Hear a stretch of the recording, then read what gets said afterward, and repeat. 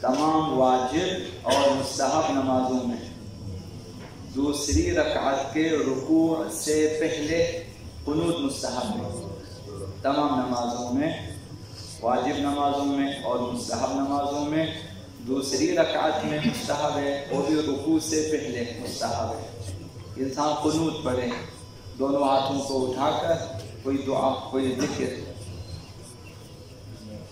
نماز صبح میں اور نماز مغرب میں اور نماز عشاء، ان تین نمازوں میں، اور نماز جمعہ، ان چار نمازوں میں زیادہ مستحب ہے، تاکید ہے، مستحب موقدہ ہے کہ قنوت پڑھے۔ حضرت آیت اللہ مکارم شیرازی نے فرمایا نماز شفع میں بنا بر احتیاط واجب قنوت نہ پڑھے۔ نماز شفع میں جو لوگ نماز تہجد پڑھتے ہیں خوش نصیب ہیں، اگر پڑھ سکتے ہیں تو نماز شفع میں قنوت کو ترک کریں۔ 2 رکعتیں ہیں لیکن قنوت نہ پڑھیں اس میں۔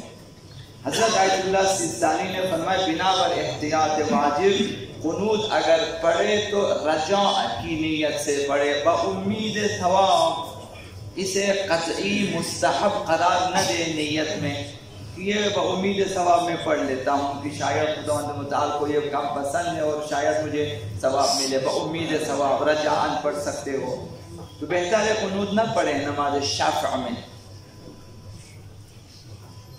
نماز وتر میں جو کہ 1 رکعتی ہے اس میں قنوت مستحب ہے کہ آپ قنوت پڑھے، اور جبکہ اس کے قنوت میں اور زیادہ مبالغہ کیا گیا ہے کہ زیادہ قنوت پڑھیں، 40 مومنین کے لیے دعا بھی کریں اسی قنوت میں نماز وتر میں کہ مستحب ہے، اور دعائیں بھی وارد ہوئی ہیں نماز وتر میں قنوت کے حوالے سے۔ تو 5ویں چیز یہ کہ نماز جمعہ میں 2 قنوت مستحب ہیں۔ نماز جمعہ میں 2 قنوت مستحب ہیں۔ ایک قنوت پہلی رکعت میں رکوع سے پہلے مستحب ہے، رکوع میں جانے سے پہلے پہلی رکعت میں قنوت پڑھے پھر رکوع میں جائیں، اور دوسرا قنوت دوسری رکعت میں رکوع کرنے کے بعد مستحب ہے۔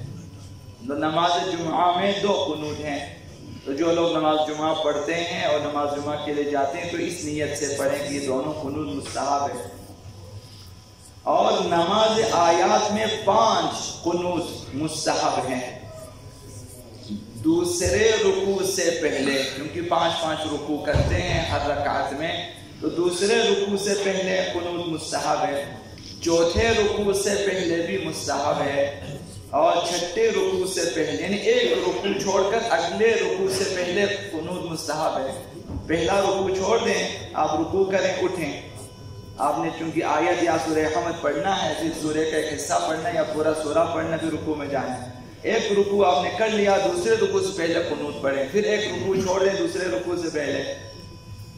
تو اس طرح جو ہے دوسرے رکوع سے پہلے، چوتھے رکوع سے پہلے، چھٹے رکوع سے پہلے، چھٹا رکوع دوسری رکعت کا پہلا رکوع بنتا ہے اس سے پہلے، اور 8ویں رکوع سے پہلے، اور پھر 10ویں رکوع سے پہلے، یعنی ایک رکوع چھوڑ کر اگلی رکعت میں مستحب ہے۔ اگلے رکوع میں اگر ایسا نہ کر سکے اور صرف 10ویں رکوع سے پہلے اگر قنوت پڑھ لیں تب بھی آپ نے مستحب پر عمل کیا ہے، کہ پہلی رکعت کو بھی چھوڑ دیں، دوسری رکعت میں بھی آپ آخری رکوع سے پہلے ایک قنوت پڑھیں، یہ بھی کافی ہے۔